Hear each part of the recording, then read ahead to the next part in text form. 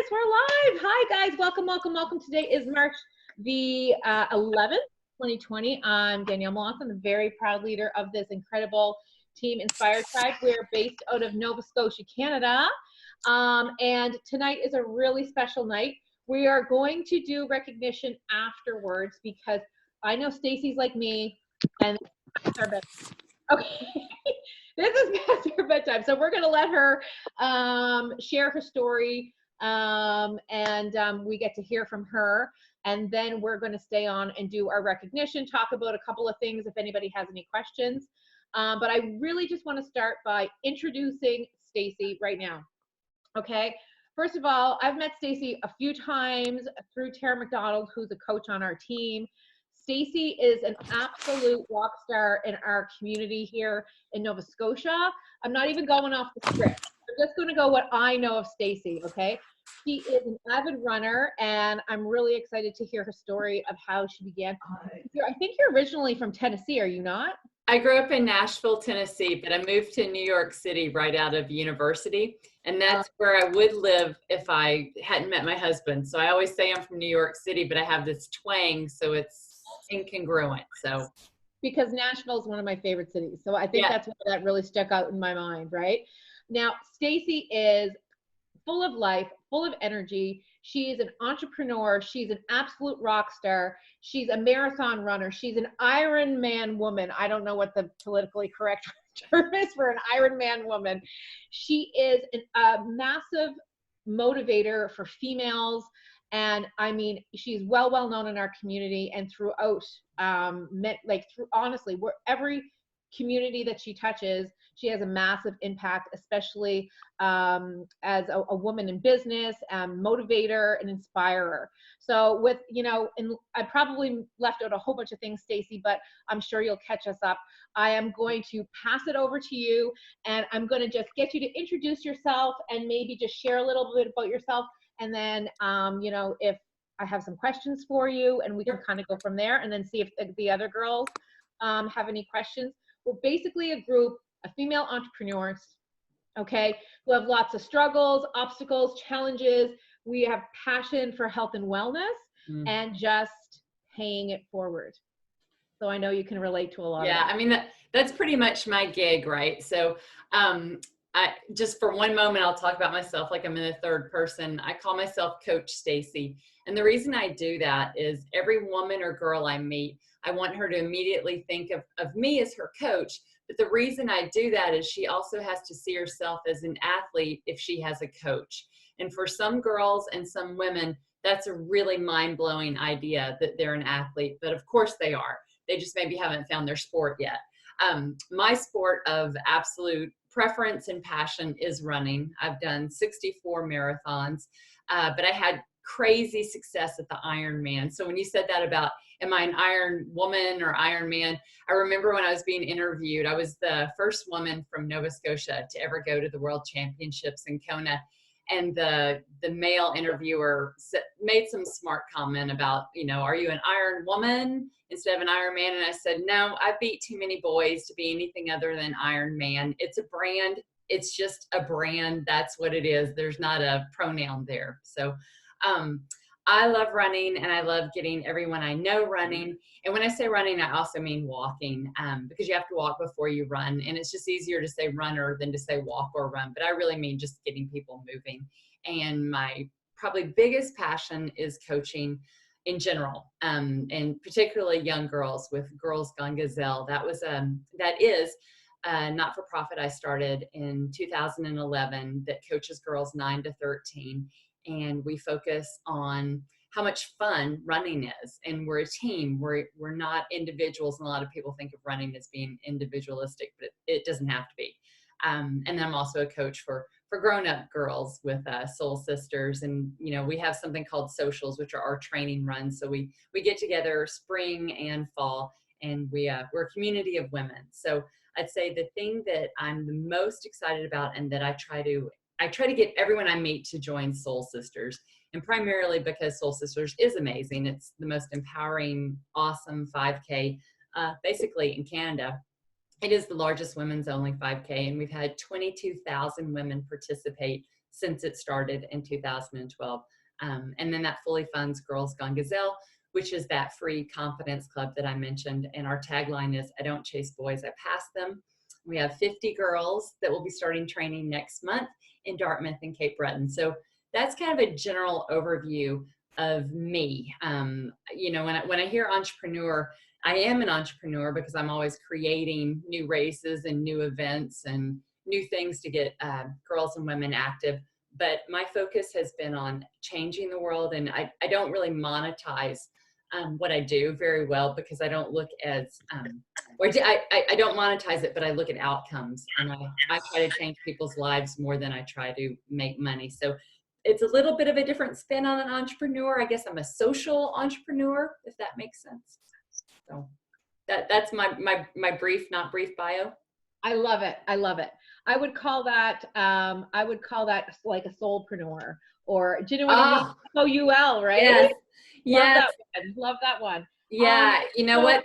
Thank you, Danielle. I'm going to use that because I'm getting something amazing out of life. It's just, it's my focus isn't dollars and cents. I would make everything free if I could, and almost everything I do is free. Just I want to take one more barrier away, which sometimes is the financial barrier or the excuse that somebody uses for putting off becoming her best self. Yeah, absolutely. Absolutely. And I love that you're doing that in such an amazing community. And what really speaks to me as well as a person who personally struggled with their weight their whole entire life until they were in their 30s, is how you're working with that demographic 9 to 13, because that's a really awkward age. And it's where a lot of girls need to feel that confidence in that community, and lifting each other up and knowing that they can do hard things and all of and they can work hard and they can do amazing things. I mean, when I get to a gal that's 39 years old, I work just as hard to show her that she's an amazing athlete, you know, waiting to find her true self. But she's like an onion and she has all these layers, whereas if I got her when she was 9 and I told her she could do anything and I made her work really hard, because running's hard. Newsflash, running is hard. It feels really good when it's over, or sometimes you get flow, but it's hard. And when you do hard things and they don't kill you, or there are things you're proud of. So yeah, I mean, I like getting the young girls because my hope is that I can give them a certain amount of self-confidence that they'll carry over and still have when future Stacy meets them or whatever. I love that. So I have a few questions for you, if you don't mind. And like, if anybody else has a question for Stacy, please hop on, because I think it's so important for us to connect with people outside of our business structure, our model, and see how what we're doing, you know, there's just so many ways to empower people and to show people that health and wellness is such an important, vital place to start when it comes to confidence, you know, and building ourselves with, you know, self-care and personal development, right? So Stacy, tell us a little bit about how you started to run. Like what gave you the passion to start running? Well, my best friend, I was 17 years old, and my best friend liked a boy that was on the track team. And I did whatever my best friend did, and she wanted to be on the track team so she could see him. And I followed her onto the track team, and she quit 2 weeks later, and I found something that I actually really liked. And you asked me where I grew up. So I grew up in Nashville, Tennessee in the 80s when I didn't have the, I don't know.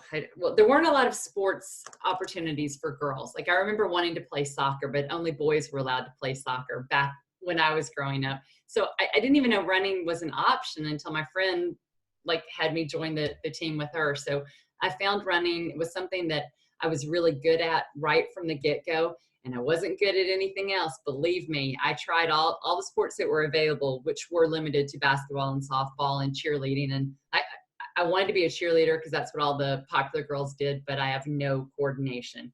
And when I tell you anyone can be a runner with time, trust me, because I'm a runner. But I couldn't play basketball. I couldn't be a cheerleader. And I tell my gazelles all the time, I did play university basketball, but that's only because I went to a school where anybody could play. And I ended up breaking the nose of the very best player on my own team.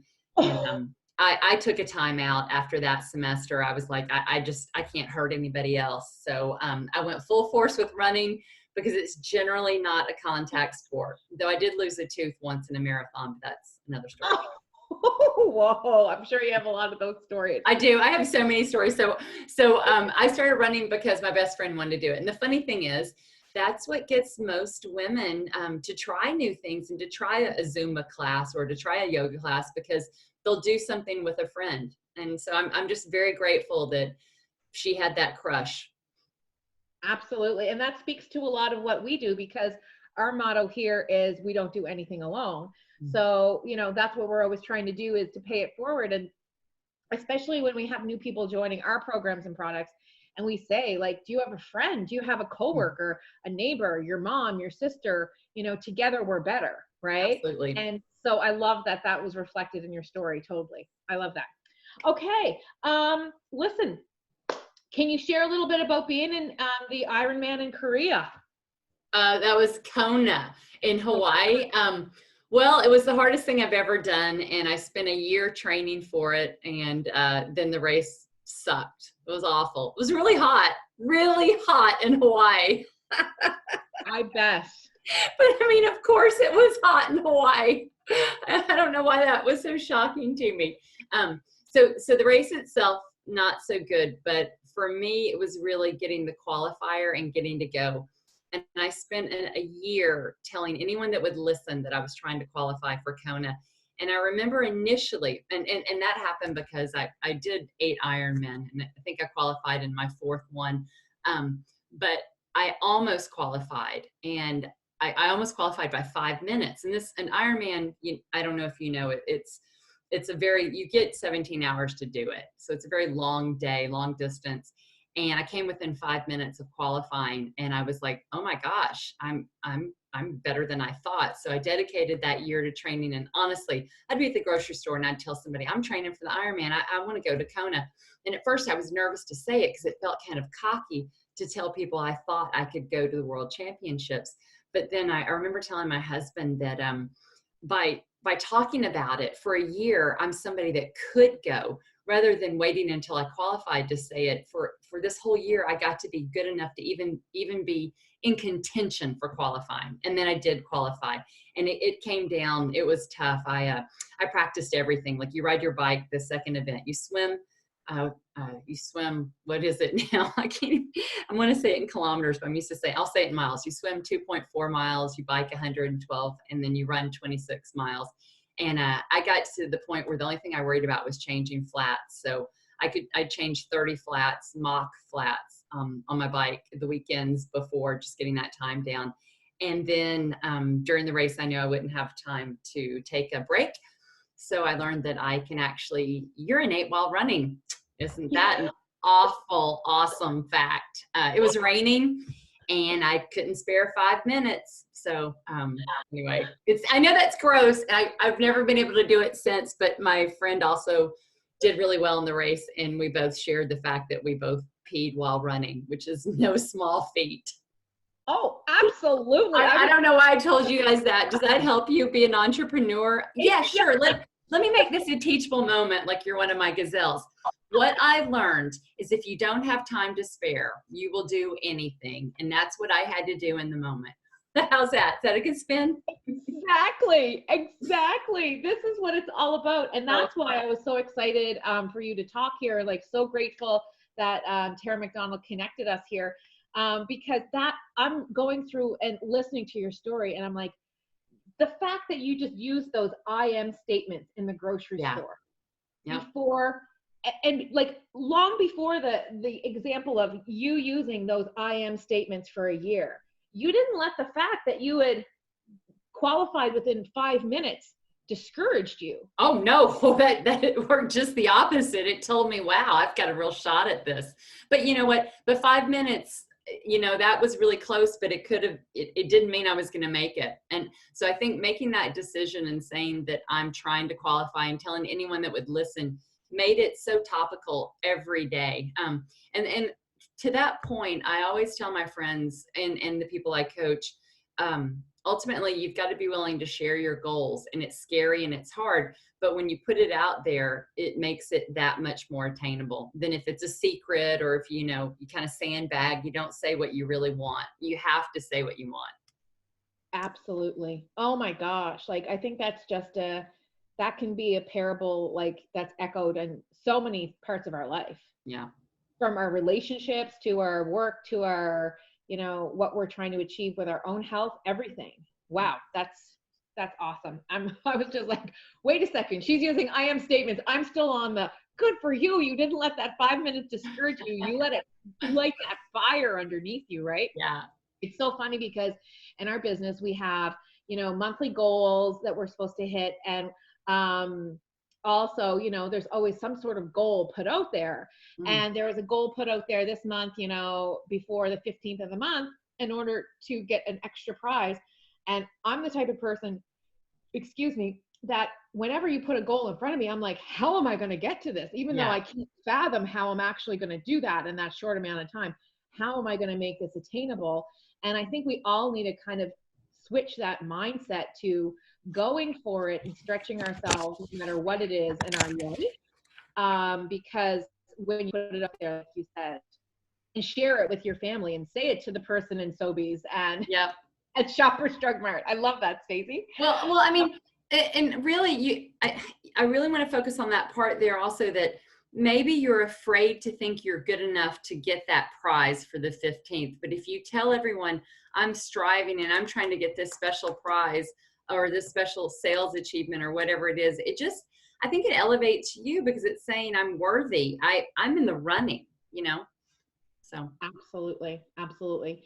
And the fact that you were that 5 minutes away parallels to so much what I try to say to my coaches and this team all the time is that we always think that all of those things that people accomplish are for other people, that we're not worthy, that we're not capable. And you finish that race and you look back at your time and you were like, I was so close, right? Yeah, I was right far away. Do you know what I mean? Yeah. Well, and it's ridiculous. It was that race, it took 11 hours and 18 minutes. And if I'd gone 5 minutes faster, I would have gone to Hawaii.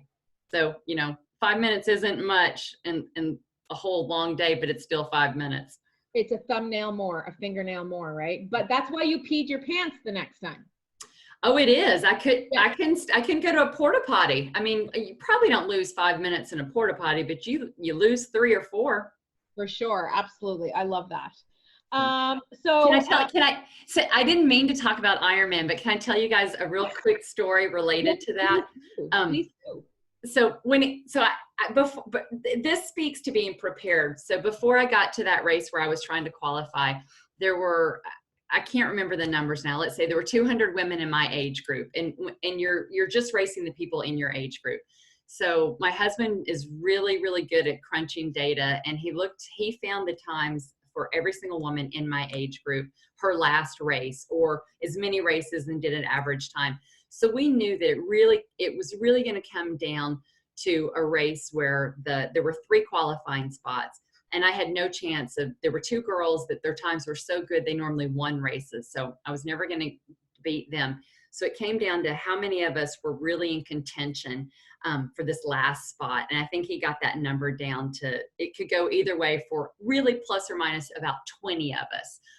If we all had the right kind of day. Now anything could happen, flats, mechanicals, or you're just sick. That's just life. But we knew enough. So he was tracking the women all during the day, and he was going to let me know how I was doing, but I never asked him. I didn't want to know. I just stayed in the moment. And I got to the run, and it's a marathon, so 42K or 26 miles. And I got to the 24th mile. Now, when I missed it the year before by those 5 minutes, I also came in 6th place. That's important to the story. Only the top 3 go to Kona. So I'm running, and I see him at mile 20, and I'd seen him throughout the run. And he'd always ask if I wanted to know, and I said, no, I don't want to know. And then I finally asked him, tell me where I am. And he says to me, you're in 6th place. Just run it on in. And I got so angry because I interpreted that as him saying I couldn't do it. I had 2 miles to go. I was in 6th place. I wasn't going to get it, but that's okay. Just, run it. You're having a good race. Run it on in. and it lit a fire. Can I cuss on this? Yes. Yes. It lit a fire under my ass like nothing. And I was like, I spent 2 miles saying, I'll show him, count me out, don't count me out. I ended up passing the women I needed to pass, and I qualified, you know, so that was an extra little victory like I showed you. So I'm in line the next morning at Starbucks, and everyone's asking, you know, how was your race? And the woman directly in front of me, we're talking about our races, and I tell her this great story, how, you know, my husband didn't think I was going to be able to do it at 24 miles. He tells me, just run it on in. And she says, yeah, Stacy. I hadn't introduced myself. She goes, yeah, Stacy, you ran past me. My husband had told me I was going to go to Kona. I was like, oh my God. She knew who I was because I passed her and I took her spot because she thought she had it. So anyway, isn't that crazy? Turn my heater off. Because because, you know, it sounds like when he said that to her, she thought she had it. She thought she was took her foot off the gas, metaphorically. Or basically said, you've done great, babe. Just, you got it. You've got this. And then, you know, mad Stacy's like, I'll show you. So anyway, so that's my story. Like, and as it turns out, my husband wasn't telling me, you know, just give up. This is all you got. He was just being factual and telling me where I was. But I thought he was saying, you know, you're not going to be able to cover this much ground. So amazing, amazing, amazing, amazing, amazing. Oh my gosh. Tara's writing in the chat here. I'm reading it here. How long did it take you to train for the Ironman? She's asking. Honestly, really about 3 years, because I progressed from short distance tries to middle distance and then long distance. And the funny thing is, I signed up for my first Ironman before I'd ever even done my first half Iron, just because you had to sign up a year in advance. And that husband is the reason I'm in Canada. I actually met him the year before I did my first Ironman, because I went to Lake Placid to sign up for the following year, and he did the same. So the Ironman's given me a lot of really good stuff. Nice, nice, nice, nice. I love that. I'm going to ask you one more question here, if you don't mind me taking up a little bit more of your time. Yes. International Women's Day. Yeah. So what is it called? Your bra squad? Yeah. The Soul Sisters Bra Squad. So we rented an indoor track above this is the funniest thing, indoor track in an arena. So there was ice hockey down below, not happening while we had the track. So it was a little bit chilly. And we invited Soul Sisters to come and run or walk a mile in anything they wanted, as long as it didn't involve wearing a shirt. So we all ran in our bras and toques, and some of us had gloves. And it was the coolest thing. We had about 30 women that did it. And everyone told me that they were scared. They were really anxious about doing it, but they wanted to do it. And I mean, I could tell you individual stories, but it was really powerful, because we all had a great time. And most of us did more than a mile anyway, because we had the track for an hour. But it was so neat to see different ages, different bodies, and everyone having the same fun. And we were just all so proud of ourselves that we were able to do it, because everybody harbors in every woman. I don't know, men I don't think are the same, but every woman I've ever met in my life harbors insecurities about her body, and you don't expect it. You don't think, you know, you can look at one, like you could look at myself. I'm very tall. I'm very thin. I have been my whole life, which is part of why running was always easy for me. But I'm 49 years old and running around in a bra, you know, I mean, I'm like, am I too old for this? You know, so everybody's got her shtick, her thing. And we all we had fun, and we saw how beautiful and how athletes all look different, and nobody's perfect, but though we were perfect, my bad. But you know what I mean? Like it was just really cool. I do. I love that. And so I just have one more thing that I'm going to ask you to kind of end the call, if you don't mind. Just like, so what we do is really, we run groups, we empower women, we try to, you know, very similar steps, try to pour into women, you know, with personal development, with fitness, with nutrition, to show them that they're worth investing in themselves, making themselves a priority. And that's where it has a trickle effect into the rest of their life. So, you know, for us as coaches and yourself as a coach who's worked so many years with so many different people, women, and you've probably heard it all and seen it all. Yeah. Do you have any like closing advice that for us as coaches who are really looking to empower women and really looking to make an impact in people's lives and in our own lives, like how we can inspire and pour into others? So I had two immediate thoughts. The first thing is you are inspiring. You don't even realize, and I mean so beyond just the people that you're speaking to directly.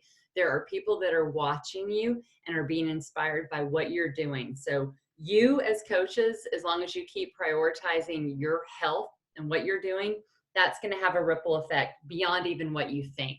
Now, as far as being a coach, and the best advice I could give you with your coaching and inspiring folks, I would say whenever I meet somebody, I ask them to start right now. I don't ask them to start when it's convenient. I don't ask them to start walking or running or weightlifting or any of those things next week or once the kids are older. I ask them to start today. And I make a joke out of it, you know, like, what are you doing later? So, and then, you know, maybe I'll flip it to tomorrow, but ask them just to start. And you can just start by walking tomorrow. I'm telling you, I don't know what everyone does, and I don't know what their chosen fitness path is, but I know we all can walk, and we all need to walk. As a runner, as a triathlete, I have to walk more. So I just say tomorrow, let's, you know, I want you to walk. Give me 15 minutes and then do whatever else you want. So I just, anyone I've met, I say, you know, let's start right now. Or when are you starting today? Are you starting tonight? Or are you starting this afternoon? And I make a joke out of it, but I just challenge them to start right now. And that's what I would say. Don't wait for the perfect moment, because it never happens. There is no perfect moment. Oh, I love that. Oh, that is perfect. That is the perfect moment. That is the perfect moment. Oh my gosh, that was so amazing. Does anybody else have any additional questions for Stacy? I'm like, oh, I'm just so excited to hear all your story. Please ask me questions. I swear I won't talk anymore about Ironmans. I mean, I probably will talk about running though. No, that's great. I think we all love those stories because they're so relatable to any fitness journey, right? I just want to say you're a badass, somebody said. You know what? And hey, I agree. Thank you. You know, there's this funny thing where women don't like to own their accomplishments or the things that they've done. And I've got a quote from Muhammad Ali that I use all the time. And I mean, Tara, if you're on here, you've heard me say this multiple times. And the quote is, "It ain't bragging if it's true." Okay. So listen, shout from the rooftops what you've done. That's great, because if nothing else, somebody else might look at you and go, she's done that. Well, maybe I could do that. Or if I can't do that, maybe I can do, you know, this, that, and the other. So thank you. I do feel I'm a badass, and I think you are too. So you should tell me next, if we're ever talking, tell me what makes you a badass. I love it. I love it. I can't thank you enough, Stacy. I think it's just so, so great to hear your story. As much as I knew about you, I'm just like hearing even more. I'm like, oh, you were the only Canadian woman. I'm like, well, oh, now the women have gone since me, because I blew the doors open, and they've been so much faster than me. But you had to see somebody. Somebody had to go first, and that was me. And honestly, there were people that were like, Stacy, Chestnutt went to the World Championships. For sure, I can go. So I inspired in that way. I love it. And I love your personality. No wonder everybody you work with, that your coach, is so awesome. And just your very first words, I just want to kind of reiterate here, as a bunch of coaches here. Some of us, it's our very first day of coaching, and some of us, we've been coaching our whole lives. And how you say is Coach Stacy. Yeah. Because whenever you're working with somebody, that means that they're an athlete and they see themselves in that. And that opening, I think, is great to reiterate for a closing, because I think it's so important, that they know that, and that we show them that in our posture, and that role that we play for them. Yeah. Absolutely. Absolutely. Stacy, thank you so much for being here. Thank you so much, everybody. This is how we silently give you clapping. on our team. Woo, woo, woo, woo. That's not quiet, but all right. I love it. I love it. I'm the only loud one here. So Awesome. we'll let you pop off so you don't Okay. have to be bored with our recognition. And thank you again so much for your time. My pleasure. Sharing your passion. Thank you, Stacy. Have a great night. Y'all have a good night. Bye-bye. Okay, guys, we're going to do some recognition. That was absolutely epic. Thank you again so much, Tara McDonald, for setting that up. Tara has worked with Stacy in these events, and they're good friends as well. So it's just so great to hear from other, awesome, powerful women who are making major impact in people's lives, just like we are. So know that and own that. I love what she shared.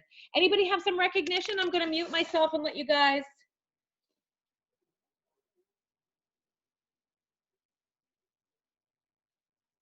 Hey, can I go? Oh, go ahead. Hey, I just wanted to shout out my coach, Brittany. She added another coach yesterday. Good for you, girl. Okay, I'm gonna go. Can everyone hear me? I want to shout out Lauren for sharing her mental health story on her Instagram story today, because I don't think a lot of people understand how helpful it is to actually share that, not as just for you, but for other people. So I think that's awesome.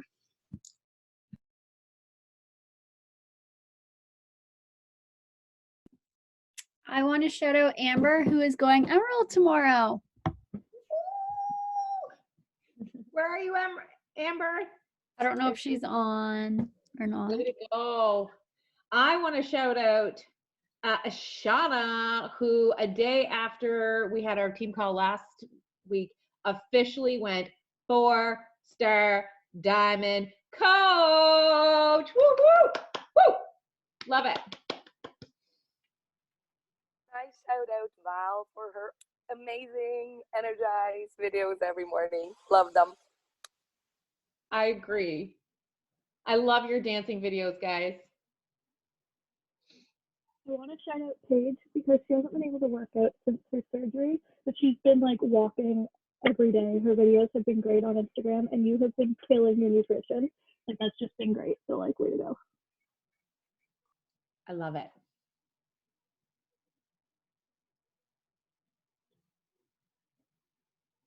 I'm going to shout out Valerie. I don't know if she's on her phone or not. Valerie Acorn, who is 5-time Emerald. 5-time Emerald. Yeah, big freaking deal. She's a new coach just a couple months in. So that's a big deal. 5 times Emerald. We'll be making that announcement tomorrow.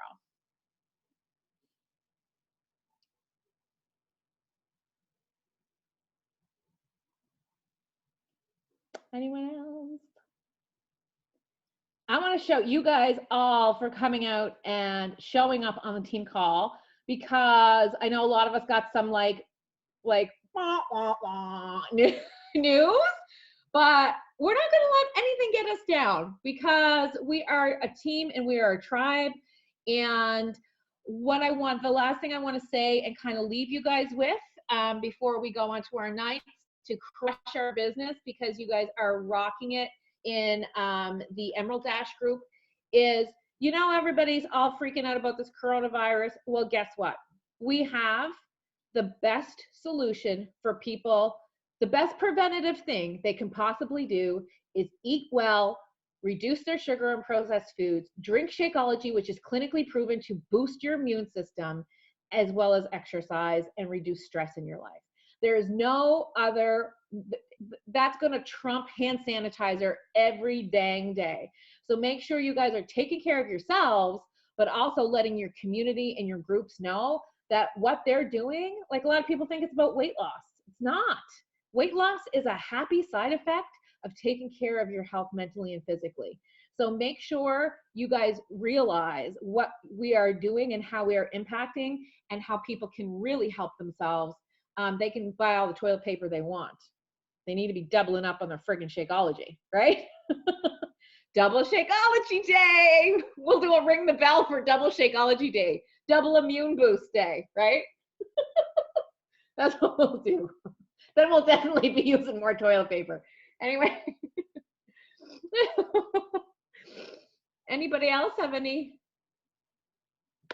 That's awesome, guys. Thank you so much for being here. I'm sure I have like a gazillion other recognitions that we could do, but my brain is a little wonky today. So thank you, thank you, thank you. We've got lots more coming up for March. Stay tuned. We've got more guest speakers that we're lining up for April as well. It's going to be amazing. You guys have taken such incredible momentum going into 2020, and you haven't let it drop. You haven't coasted not one friggin' day. You're crushing it. So keep that energy going for the rest of the month, because we still got 2/3 of it left. And so proud of you guys. Have an amazing Wednesday. And anybody in the Emerald group, same bat time, same bat channel, tomorrow, Thursday, with Shauna for a live action hour, okay? Put it in your calendars. Bye, guys. Mwah. Thanks for being here.